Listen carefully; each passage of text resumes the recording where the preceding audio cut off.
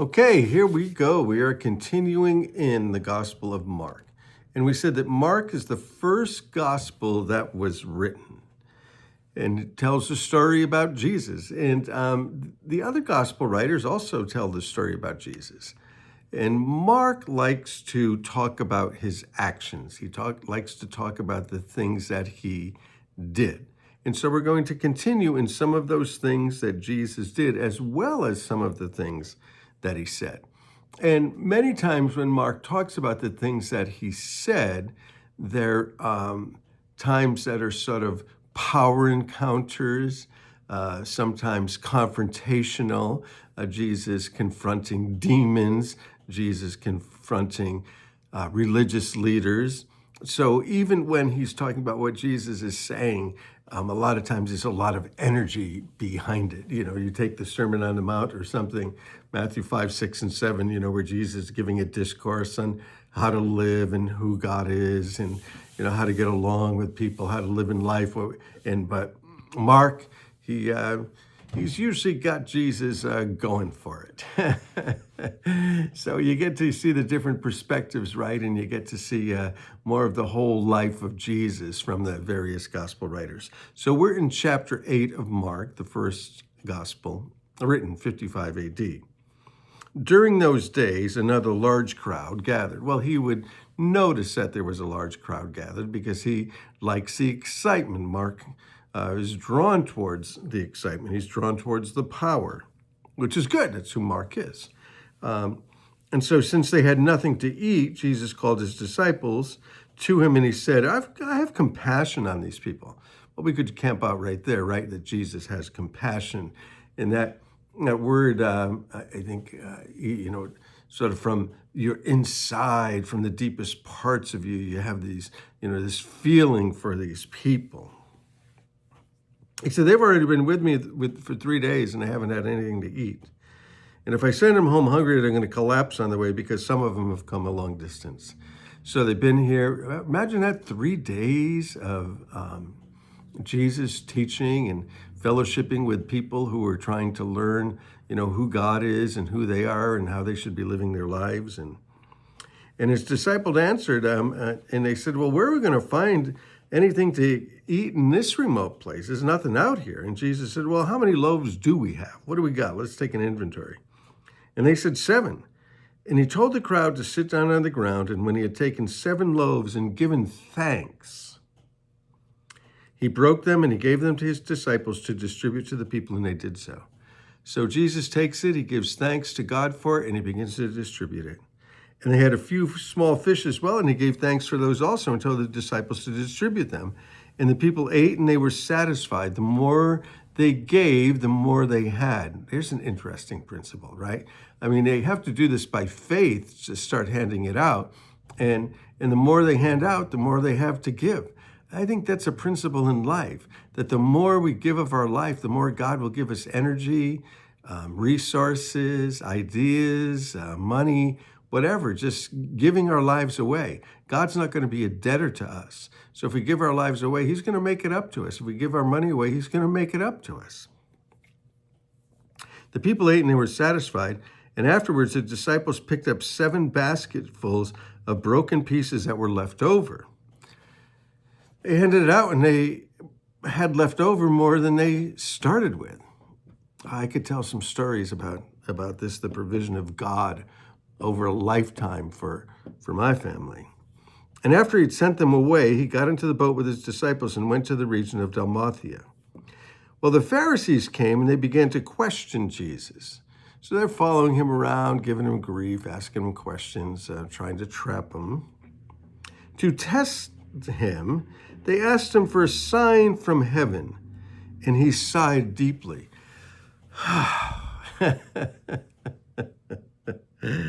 He said, why does this generation ask for a sign? Truly, I tell you, no sign will be given to it. Well, there were lots of signs, but no sign's going to be enough, Jesus said at one point. Even if somebody came back from the dead, they wouldn't believe. And somebody came back from the dead, and you know what? They didn't believe. And then he left them, and he got into the boat and crossed to the other side.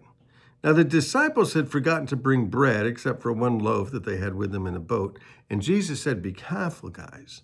Watch out for the yeast of the Pharisees and that of Herod. And they discussed with one another, it's because we don't have any bread. We didn't bring bread with us. And aware of their discussion, Jesus said, why are you talking about not having bread? Do you still not see or understand? Are your hearts hardened? Do your eyes fail to see and your ears fail to hear? And don't you remember when I broke the 5 loaves for the 5,000, how many basketfuls did you pick up? They said 12. And he said, and when I broke the 7 loaves for the 4,000, how many basketfuls then? They said 7. And he said to them, do you still not understand? The yeast of the Pharisees and of Herod.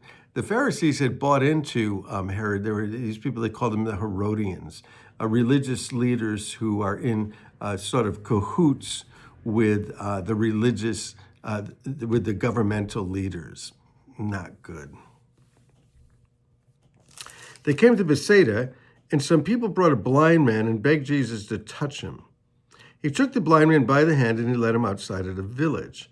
When he had spit on the man's eyes and put his hands on him, Jesus said, do you see anything? Now, this is unusual, spitting on his eye. And he looked up and he said, I see people and they look like trees that are walking around. So he had his sight, but it's still sort of blurry. It's not completely there. And once more, Jesus put his hands on the man's eyes and his eyes were open and his sight was restored and he saw everything clearly. And Jesus sent him home and he said, don't even go into the village, just go home. I love this. When Jesus heals people, when he does things in their lives, he sends them back home, sends them back home. And that's what happens to us, right? We come to know Christ, we enter into new life, and he sends us back home. You know, go tell your family, go show them what the Lord has done for you, and go live for the Lord, you know, where you were. And you know, he may call you, you know, out of that into something else, but go home. Go home. Jesus likes this. He likes this. And this story here, right, this man, it's sort of, for some reason, there's a gradual healing. And so I think that we should take away from this that there are gradual healings. Not all healings are miraculously in the moment. Sometimes they're gradual, and it was with this man. And so maybe there's a lesson there for us. And also the unusual tactics of Jesus, just so that we don't get into the habit, you know, of trying to do exactly what Jesus did. He's creative. He's always doing things a new way, including spitting on your eye.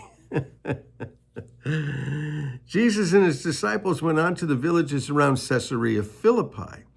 And on the way, he said, who do people say that I am? And some said John the Baptist, others said the prophets. And he said, what about you? Who do you say that I am? And Peter said, you're the Messiah. And Jesus warned them not to tell anybody about him. You see, Caesarea Philippi is all the way up. It's the headwaters of the Jordan River. You go all the way up into Lebanon, really. And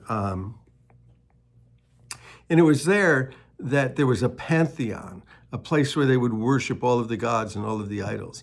And on their way there, the place where all the gods, all the idols, all the false worship, Jesus said to his disciples, who do people say that I am? And they said, well, some people think you're John the Baptist, some think you're a prophet, some think this, some think that. You know, because there's a lot of gods, a lot of things to say about people. And Jesus said, what do you say? And Peter said, you're the Christ, you're the Son of the living God. Absolutely. Absolutely. And then he began to teach them that the Son of Man must suffer many things, be rejected by the elders, be rejected by the chief priests and the teachers of the law, and that he must be killed, and after 3 days he would rise again. He was teaching them that. They didn't get it then, but Mark writes that that's what he was teaching them about. And they were like, oh yeah, he did teach us that.